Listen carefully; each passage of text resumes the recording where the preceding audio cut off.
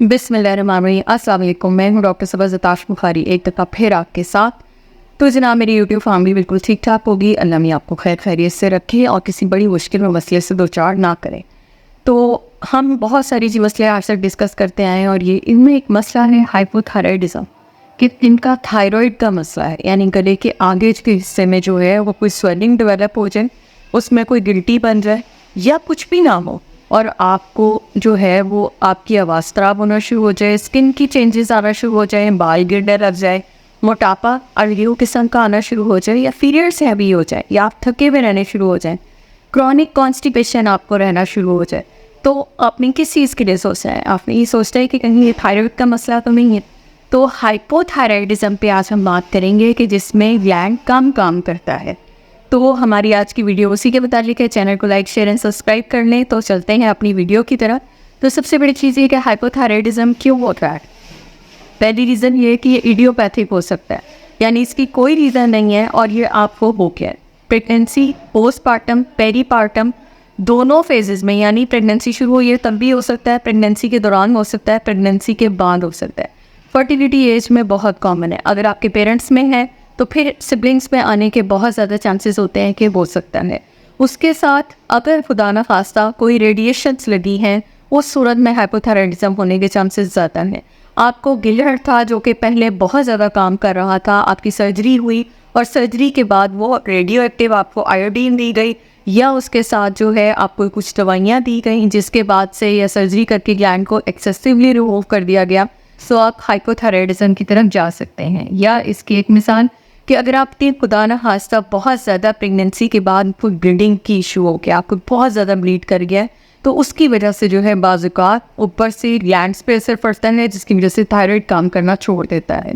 कुछ कॉम्बिनेशंस ऐसी होती हैं जिसको हम एडिसन्स कहते हैं और हाइपोथायराइडिज्म कहते हैं, उनके साथ थायराइड का इशू आ सकता है। ऑटोइम्यून बहुत सारी चीज़ें हैं, डिजीज़ हैं जिनके साथ थायराइड का इशू आ सकता है। और सबसे बड़ी चीज़ है कि जो पेशेंट्स अनीमिक रहते हैं, जिनका एनसीवी हायर साइड के ऊपर होता है, उनमें थायराइड का सोचना जो है एक बहुत कॉमन चीज़ है। ये सारी हो गई रीजंस के थायराइड जो है वो क्यों काम करना छोड़ता है। हो गया, अब इसको डायग्नोज कैसे करना है।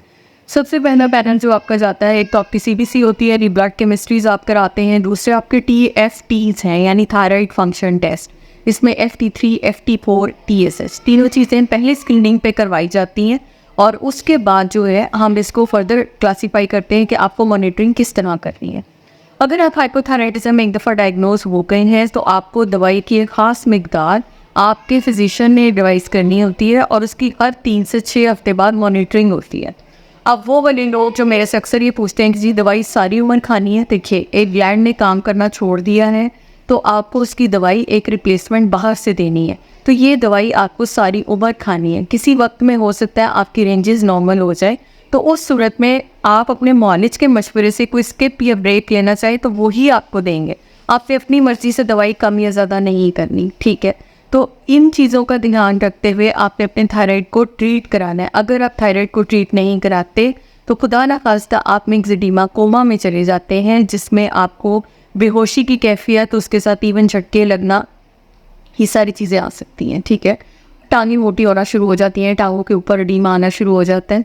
तो ये चीज़ों से बचने का आसान तरीका ये है कि बहुत छोटी सी गोली है, इजीली अवेलेबल है, तो आप आराम से अपने मॉलिज के मशवरे से इसको स्टार्ट कर सकते हैं, उसकी डोज एडजस्ट करा सकते हैं, तो आपकी स्किन, बाल और ये चीज़ें जो है बहुत अच्छी हो जाएंगी। और दूसरा ये कि आप जो अनड्यूली वेट गेन की तरफ जा रहे हैं, आपका वज़न दोबारा नॉर्मल हो जाता है, अनीमिया की करेक्शन हो जाती है और आप एक बेहतर ज़िंदगी गुजारते हैं। तो थायराइड को ईजी ना लें और थायराइड का इलाज करवाएं, ठीक है। ये एक काबिल इलाज मर्ज़ है। तो जनाब अपनी कमेंट करके मुझे बताइए अगर आप कुछ पूछना चाहते हैं। फिर मिलेंगे किसी नई वीडियो के साथ, तब तक के लिए अपना बहुत ख्याल रखिएगा। अल्लाह हाफ़िज़।